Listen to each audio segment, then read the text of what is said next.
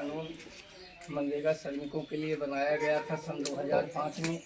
ठीक, मनरेगा योजना के अंतर्गत में श्रमिकों को हित के लिए इसमें कई प्रकार के कानून भी बनाए गए। उसमें जिससे मनरेगा के जो कर्मी हैं, पहली चीज़ आप लोग केंद्र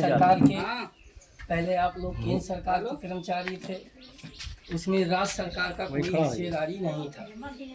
लेकिन अब मनरेगा का नाम बदलकर DVG जयराम जी योजना कर दिए हैं।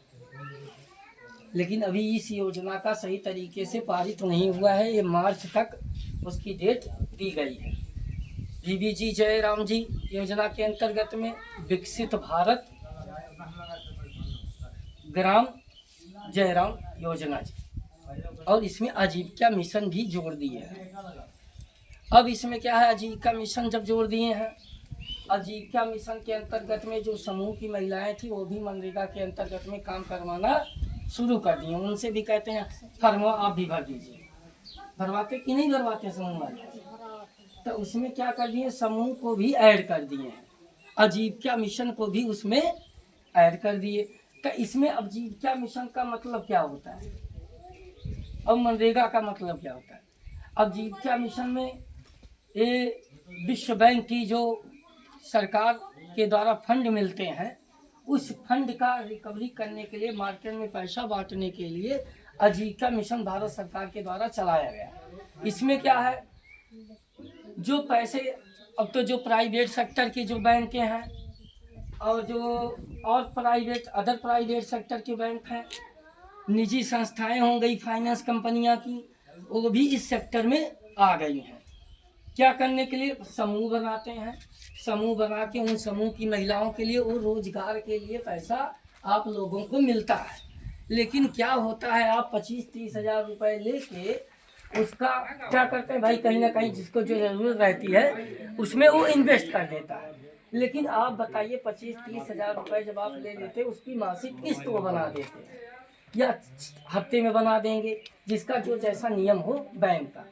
लेकिन जो बैंक ऑफ बड़ौदा जो बैंक है, इसमें क्या करते हैं, आपको किसी से पैसा आपको व्यवसाय करने के लिए मिलता है, उसको 14 दिन के लिए आपको ट्रेनिंग लेनी पड़ेगी।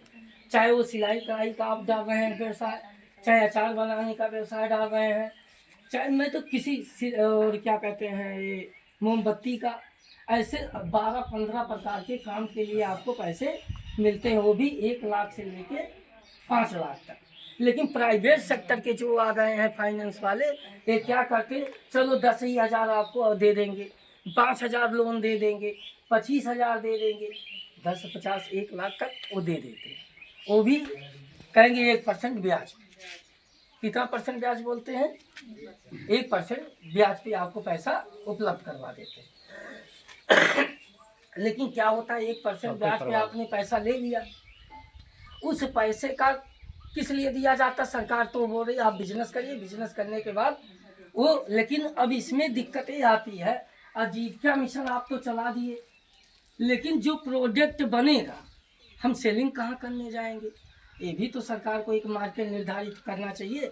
आप यहाँ पे बनाएंगे अचार, आपका अचार खरीदा जाएगा, मार्केट में सेल हो जाएगा। लेकिन क्या प्राइवेट यहाँ 25-30 हज़ार पाए, वो भी खा लिए, खाने वक्त अपनी किस्त वो भर रहे हैं। अब आ जाइए मनरेगा पे। मनरेगा के अंतर्गत में हम लोगों को जो काम मिलता था पहले, कभी भी हम काम की मांग कर सकते थे। लेकिन अब क्या हो गया, काम की मांग हम कब नहीं कर पाएंगे? जैसे गेहूं की कटाई में, धान की कटाई में, इन सब चीज़ों में हम मनरेगा का काम की मांग नहीं कर पाएंगे। इसलिए सरकार ने जो नया कानून लेके आया है, इस कानून के अंतर्गत में हम लोगों को लाभ नहीं है।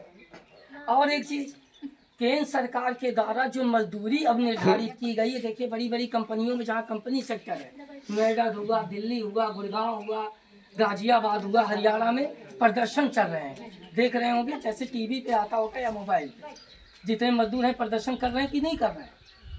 सैलरी के लिए। किस लिए सैलरी के लिए कर रहे हैं? जिससे बेसिक सैलरी उनकी जो हो 20,000 से